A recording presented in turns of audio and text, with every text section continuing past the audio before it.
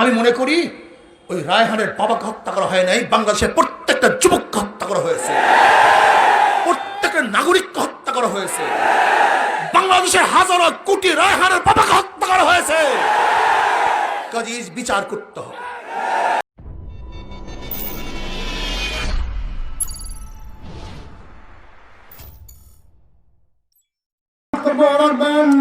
ইসলামী আন্দোলন বাংলাদেশের সংগ্রামী সিনিয়র নায়েবে আমির আলহাজ হযরত মাওলানা মুফতি সৈয়দ মোহাম্মদ ফয়জুল করিম শাইখে চরমনাই।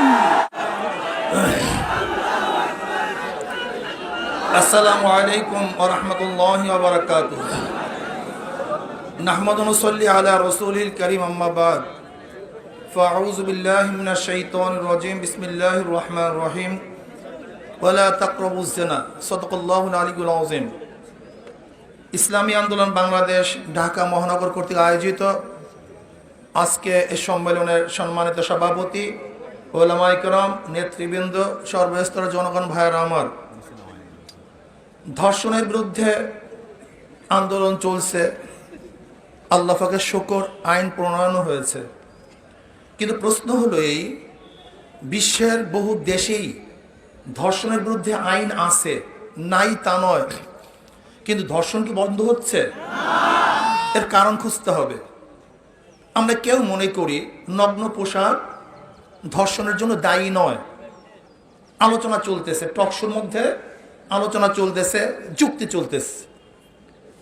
ধর্ষণ কেন হয়?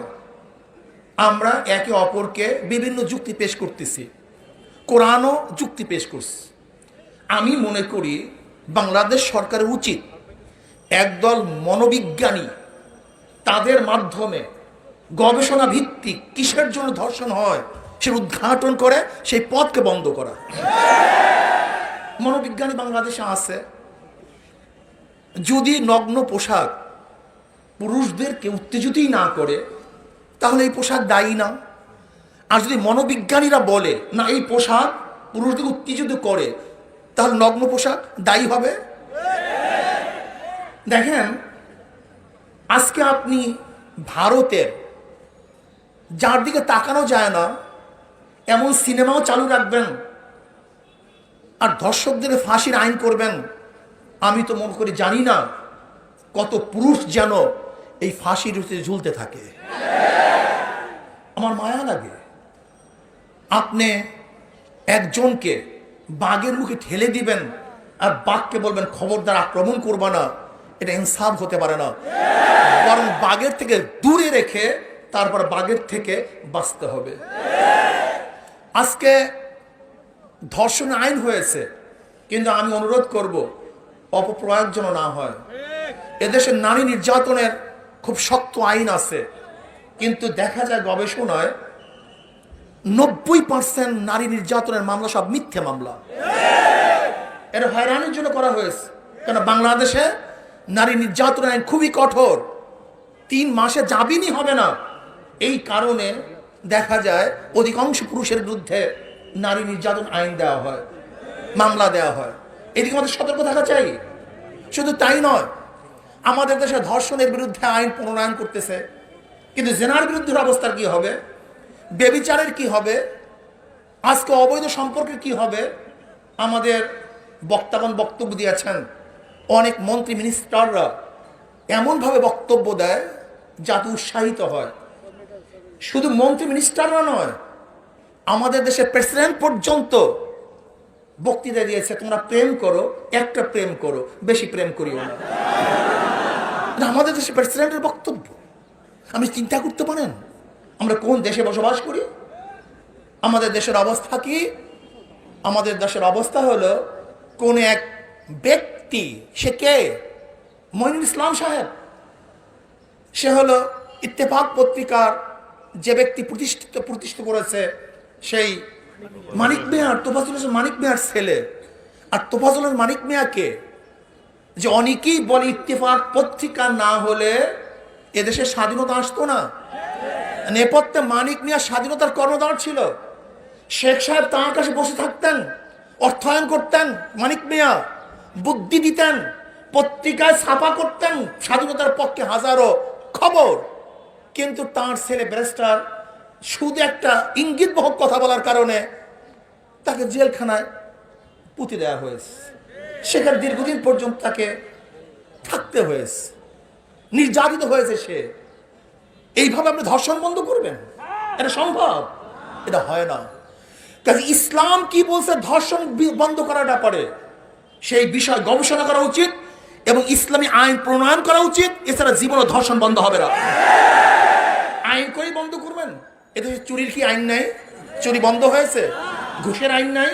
ঘুষ বন্ধ হয়েছে। খুনের আইন নাই? খুন বন্ধ হয়েছে। সন্ত্রাসের আইন নাই? সন্ত্রাস বন্ধ হয়েছে।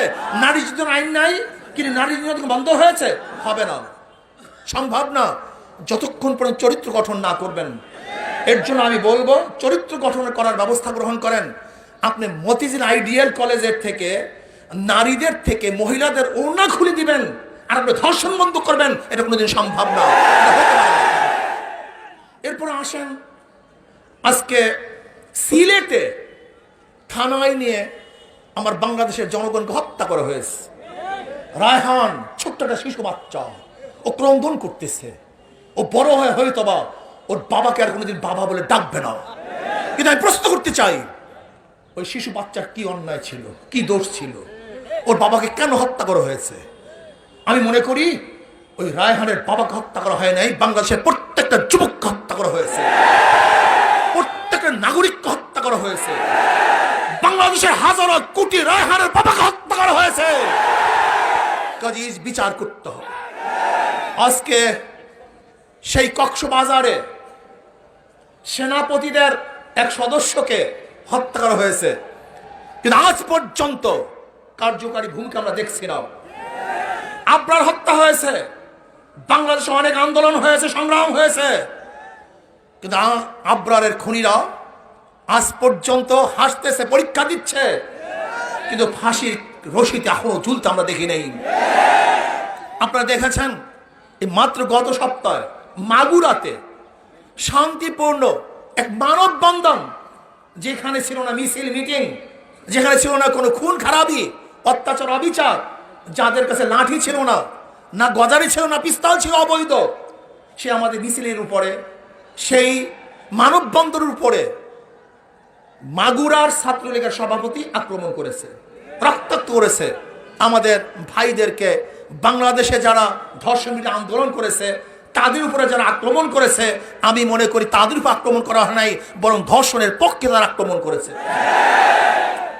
আপনারা দেখেছেন মাত্র 2 দিন আগে লালমোহন ফরাজগঞ্জ ইউনিয়নে হযরত মাওলানা তোফায়েল আহমদ সাহেব, তিনি চেয়ারম্যান নির্বাচনে অংশগ্রহণ করেছেন। আওয়ামী লীগের দাবি কি ছিল? উড্ডয়ন করতে হবে, রাখতে পারবে না।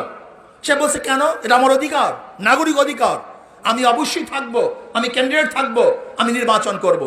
কিন্তু সেই ব্যক্তিকে পিটিয়ে রক্তাক্ত করে আজ তোফায়েল সাহেব হসপিটালে মৃত্যুর মুখোমুখি হয়েছেন। ইসলামী আন্দোলন ক্যান্ডিডেট ছিল, হাত পাকার ক্যান্ডিডেট তোফায়েল আহমদ সাহেব। আমি সরকারকে বলবো, একদিকে আপনি গুন্ডা বাহিনী পালবেন আর দেশকে সন্ত্রাস মুক্ত করবেন, এটা কোনোদিন সম্ভব না। আপনি ধর্ষক পালবেন আর ধর্ষক পেলে আপনি দেশকে ধর্ষণ বন্ধ করবেন, এটা কোনোদিন সম্ভব না।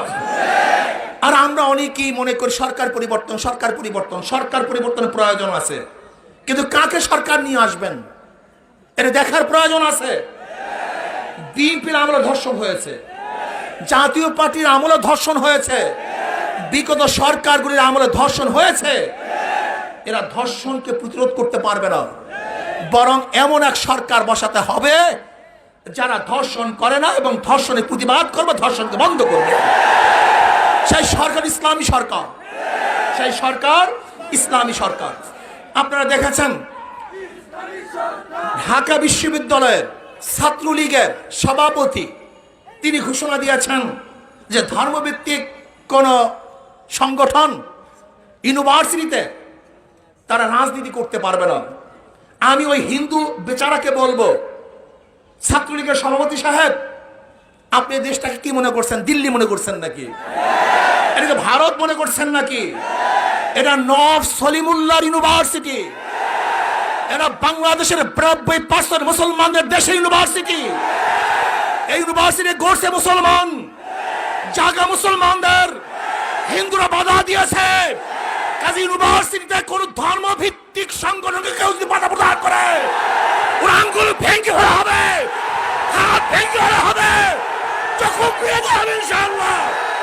প্রিয় ভাইয়ের আমার, আজকাল ধর্ষণ বিরোধী আন্দোলন চলতেছে। এইভাবে ধর্ষণ বিরোধী আন্দোলন করলে হবে না।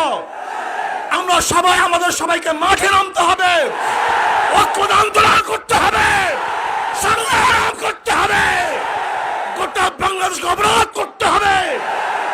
যদি আমরা অবরোধ করতে পারি, আন্দোলন করতে পারি, তাহলে ধর্ষণ মুক্ত এক বাংলাদেশ আমরা দেখতে পারবো, খুনি মুক্ত এক বাংলাদেশ আমরা দেখতে পারবো, আমরা জেনা মুক্ত এক বাংলাদেশ দেখতে পারবো। আজকে ধর্ষণের বিরুদ্ধে আন্দোলন চলবে, কিন্তু জেনা বেবিচার চলবে, তাও হতে পারে না। একজন মেয়ের সাথে সম্পর্ক থাকে, যতদিন পর্যন্ত সম্পর্ক থাকে খুবই ভালো, যখন সম্পর্ক নষ্ট হয়ে যায় অমনি গিয়ে সেই মেয়ে ধর্ষণের মামলা আটে। এই সমস্ত ফাইজলামি চলতে পারে না, চলতে দেওয়া হবে না। কাজে ধর্ষণ বন্ধ করুন, জেনা ব্যভিচার বন্ধ করুন, খুন বন্ধ করুন এবং সন্ত্রাস বন্ধ করুন। আর দ্রব্যমূল্যের যে ঊর্ধ্বগতি চলতেছে, এইভাবে একটা দেশ চলতে পারে না। হু হু করে গতকালকে এক দাম, আজকে আর এক দাম, যা ক্রয় ক্ষমতার ঊর্ধ্বে চলে যায়। আমরা বিশ্বাস করি স্থিতিশীল সরকার যতদিন পর্যন্ত না আসবে, ততদিন পর্যন্ত দেশ স্থিতিশীল হবে না। কাজে আল্লাহ পাক রব্বুল আলামিন আমাকে এবং আমাদের সবাইকে এই আন্দোলন সংগ্রাম করার তৌফিক